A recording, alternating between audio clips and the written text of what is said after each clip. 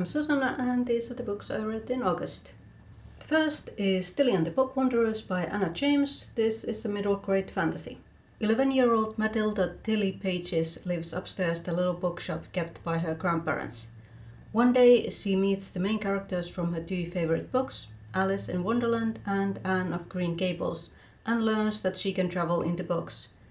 Together with her friend Oscar, they begin an adventure into the world of books and try to solve the mystery of what happened to Tilly's mother. This is the perfect book for anyone who has wanted to travel into books or wanted to meet their favorite characters.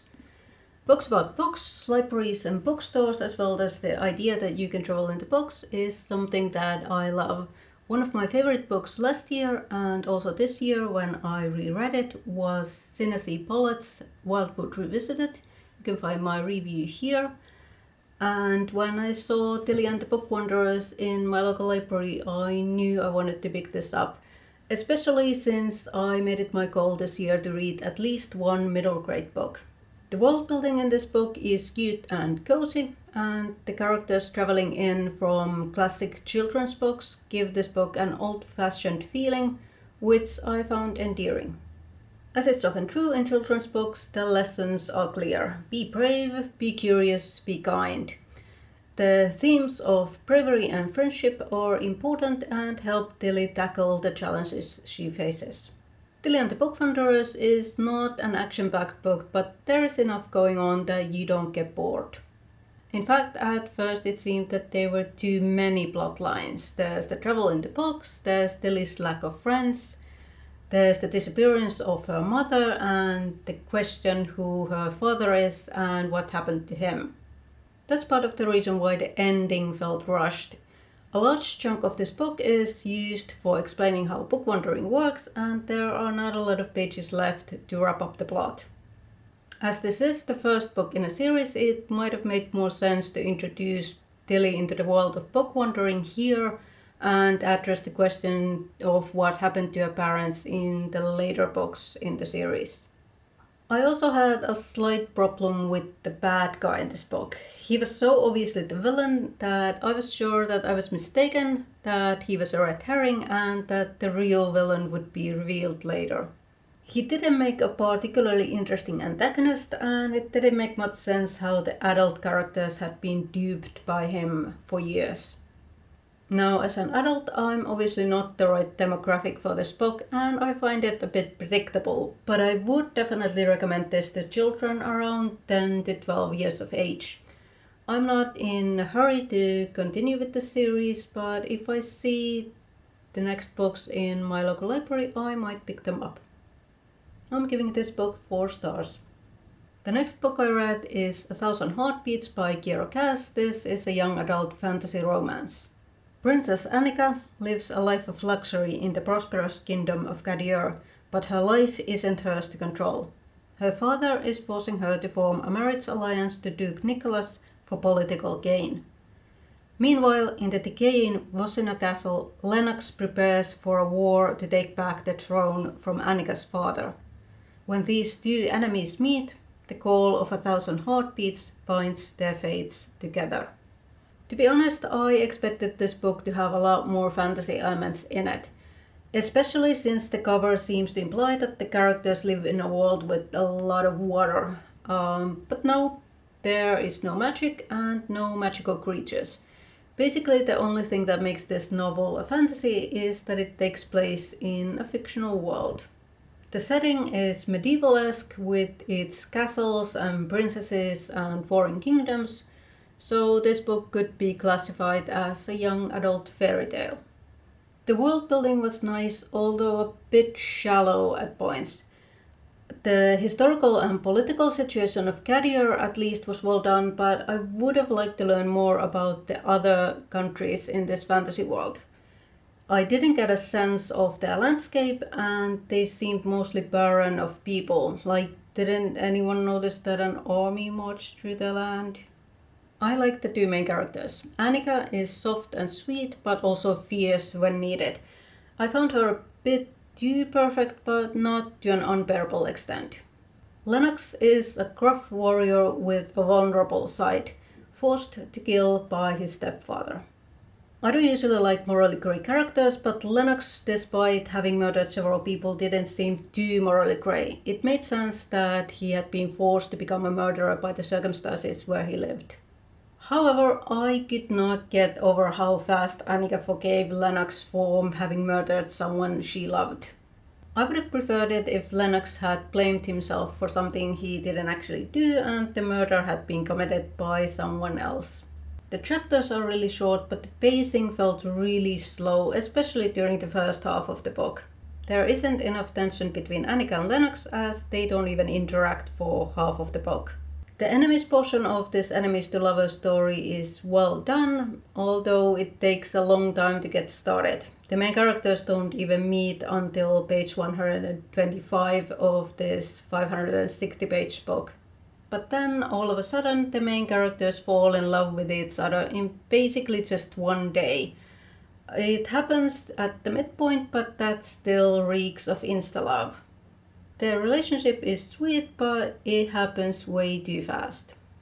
This is a bit hilarious considering that the title of the book comes from a discussion where someone tells Annika that love sounds like 1,000 heartbeats. And that is exactly how Annika describes her falling in love with Lennox.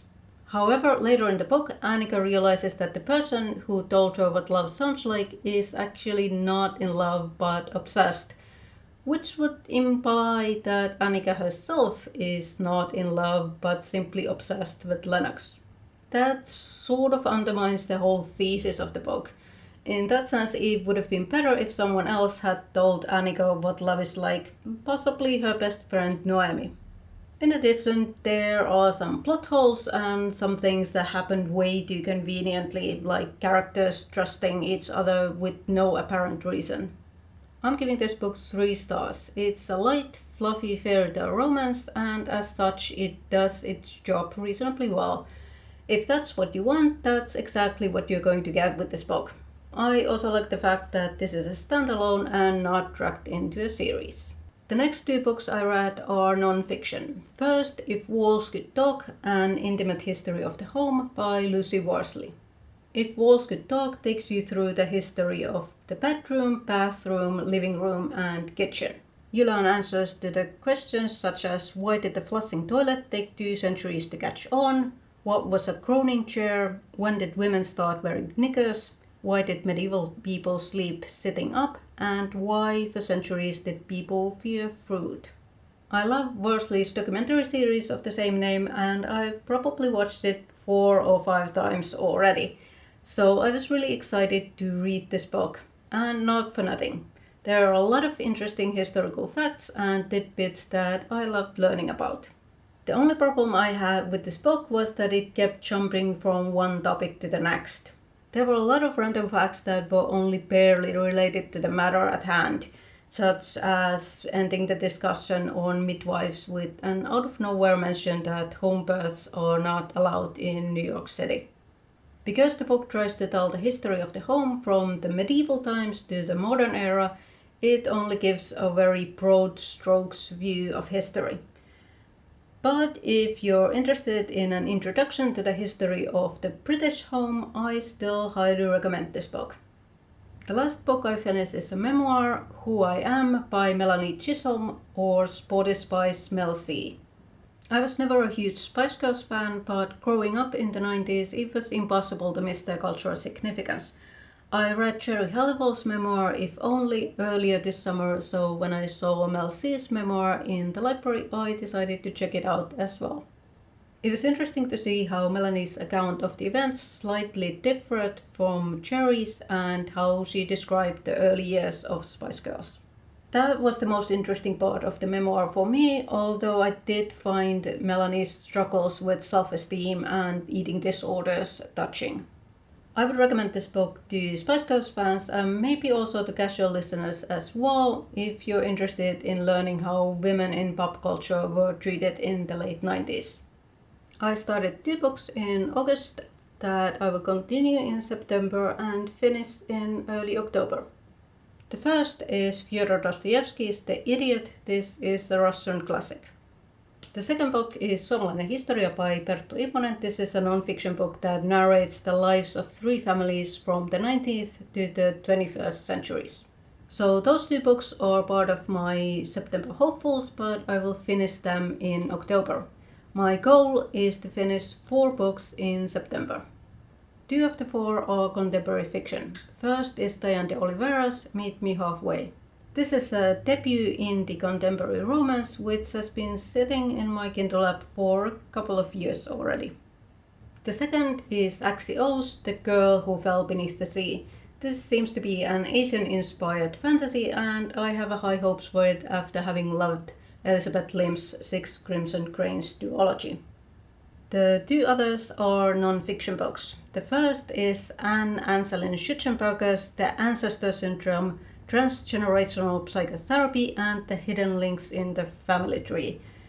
Okay, so this book has a scary sounding subtitle, but I'm actually reading it just for fun. This was referenced in a study book that I read for a university course years ago, and the concepts discussed in it sound so interesting that I've been wanting to read it ever since. I'm thinking it might give me ideas on how to build better characters and especially their backstories, as well as help me think about how my characters interact with their family members and how their families affect them. The last book I want to finish is Umberto Eco's How to Write a Thesis. I found this book when I was writing my thesis, and I guess I should have read it back then, but better late than never, right?